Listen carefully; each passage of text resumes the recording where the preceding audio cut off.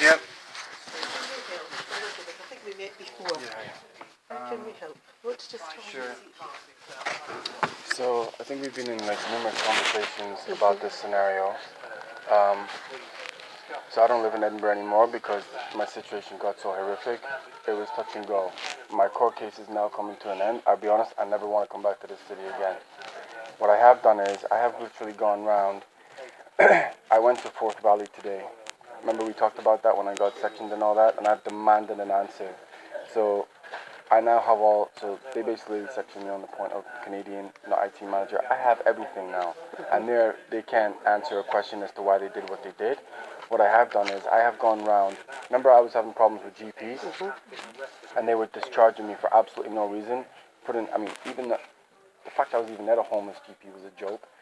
But I went from Mackenzie Medical Center, who refused to send me for my concussion to the hospital. Then St. Leonard's discharged me for no reason. Then the homeless unit. Then I got sent by Edinburgh Council all over Scotland. It was a disaster. I have literally, since I've come back to Edinburgh, what I did was I went to Citizens Advice and we wrote a legal letter to each one of these GPs demanding why did you discharge this gentleman without cause? And each and every single one has either not responded, won't give an answer, and there's not a whole lot more I can do at this point. It's quite busy because there's a few people going about. Just going.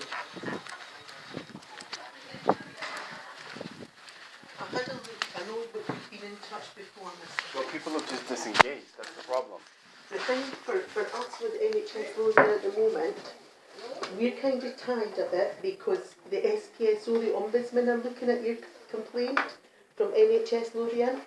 Yeah, but the problem is I can't even get a straight answer from them because their investigation is still ongoing because I've just looked at your file just now. Mm-hmm. So we really can't communicate anything until they've finished their investigation. I was under the assumption it was finished, but it's still open. They've not told us that it's finished. So we would need to. So we don't have a copy of what their recommendations are and what they've decided. Mm-hmm. So did you get a letter from them?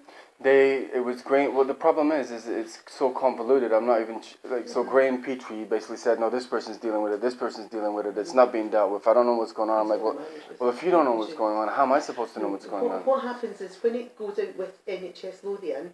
And I think it was. But the only reason sorry to interrupt. The only reason it got to that point was I have been in here at least 4, 5, 6 times, right? Going out my mind.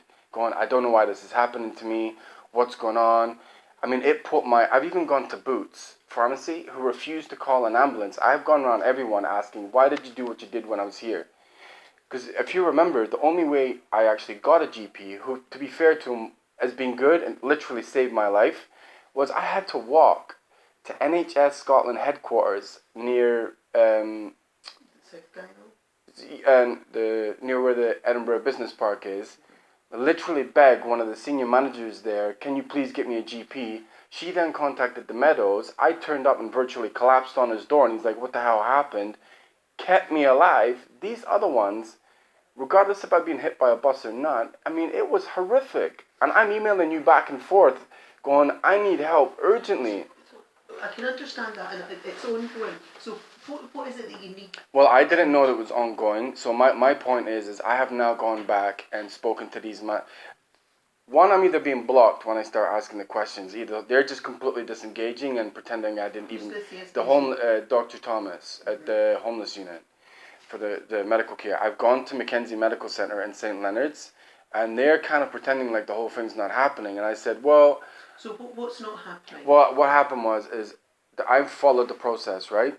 As once I got myself back together a little bit, I went to Citizens Advice. I got them to write a legal document stating exactly what happened, times, dates, everything. They had a stipulation, a legal requirement to reply sufficiently within 28 days, and none of them have done that. That was 6 months ago. So I'm at the point I went round and physically said, can you tell me why you're not engaging with this? And a lot of it I'm being fobbed off. Well, I can assure you that it's still open with the Ombudsman.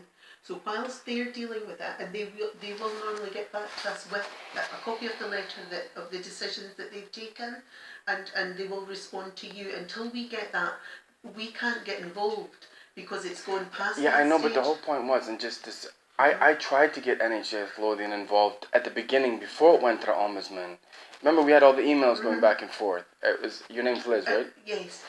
And the thing is, it was going back and forth, so I didn't want it to go to the point of the ombudsman, but I felt I literally had no choice. I went to here, I went to the doctor, I went to the hospital. I mean, you saw, I tried everything. Absolutely, and I understand that. It's just that at the time I explained to you, some of it came under NHS Lothian, some of the things were not NHS Lothian, and we can't investigate that. No, but as an example, the hospitals here and the GPs in Edinburgh come under NHS Lothian, no? Not all the GPs, no, only a few.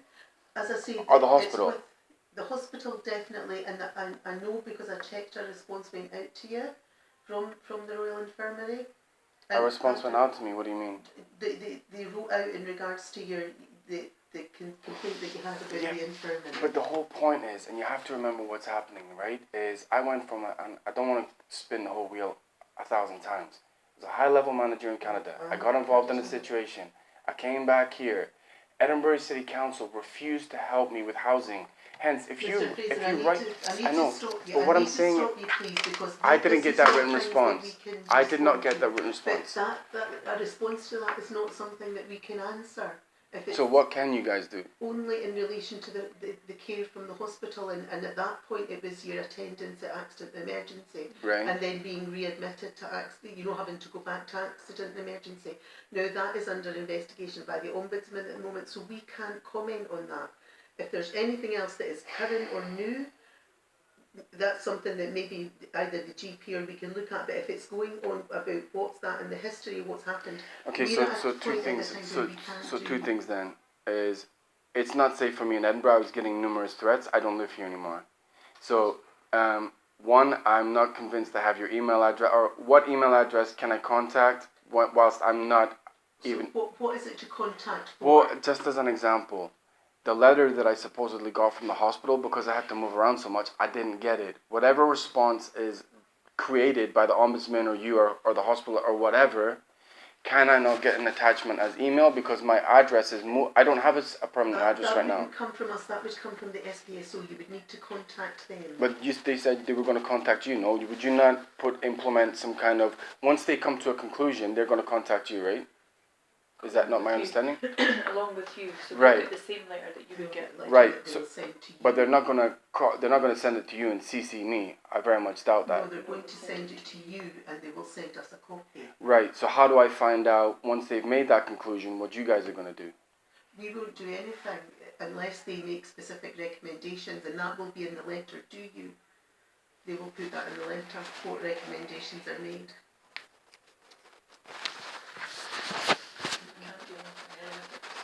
You're saying you're not living in Lothian at the moment, so where are you living? Where are you registered with a GP? I'll be honest, I'm not willing to state that. My situation got so, that's the reason I don't have your email anymore, is because my emails got hacked and I had to change it.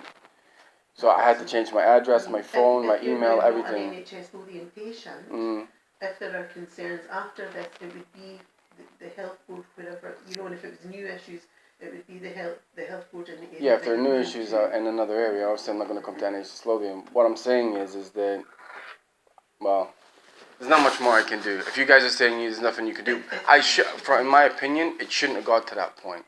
Because at that point that I did come here and was trying to solve it before having to go to Citizens Advice and the Ombudsman, I think it potentially could have.